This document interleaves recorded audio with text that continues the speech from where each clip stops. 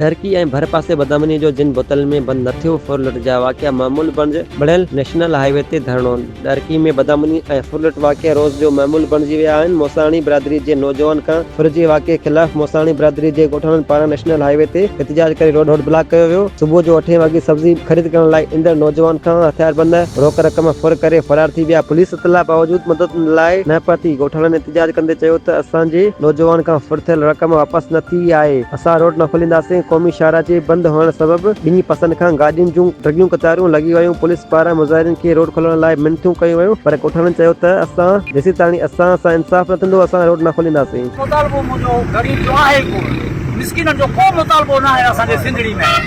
मुंहिंजो मुतालबो इहो ई आहे, मुंहिंजो भाइटो सब्जी जो माना धंधो कंदो आहे, ॻोठ में सब्जी जो फटो खोलियो वेठो आहे। 8:30 बजे सब्जी वठण ईंदो आहे, ॾींहुं आहे राति न आहे।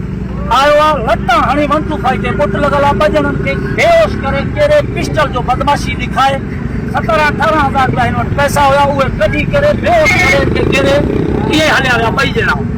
असांखे रिंग थियो, असां 10 मिंटनि में वारस पुॻाऊं। पुलिस असांजो 1.5 कलाक पोइ ॿ सिपाही आया। उन चयो पैसे जो जेको आहे रेट वाला हे या हो। मां चयो असांजो मालिकी कयो, असां शहर सां गॾु वेठा आहियूं, 3 किलोमीटर ॿाहिरि कचे में न आहियूं। हिते बि मां चयो फुर धाड़ा शुरू थी, असांजो केरु हिफ़ाज़त कंदो ग़रीबनि जो। उन खां पोइ मां बज़म थी करे अची हेवे बंदि कयो आहे। हे खां पोइ मुंशी थाणे जो आयो आहे, उन आसिरो ॾिनो आहे। मां चयो मां सां साईं ॻाल्हाईंदो, मां हेवे खोलींदो, साईं खां बग़ैर मां हेवे न खोलींदो। ठीकु आहे, साईं मां सां मोबाइल ते कंफर्म कई, कंफर्म कयो था मोबाइल ते।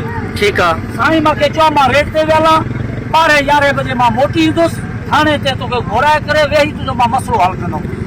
न त मां चयो साईं तूं मसइलो मुंहिंजो हल न कयो ग़रीब जो, इहो आहे बि ग़रीबी मां बंदि कंदो, मां एसपी ऑफिस बि धरणो हणंदो मां। इहो मुतालबो कंदासीं जेको असांजा बचिड़ा शहर में ईंदा पिया आहिनि, शहर खां 3 किलोमीटर खां ॿाहिरि वेठो, छो न आहियो हिफ़ाज़त में?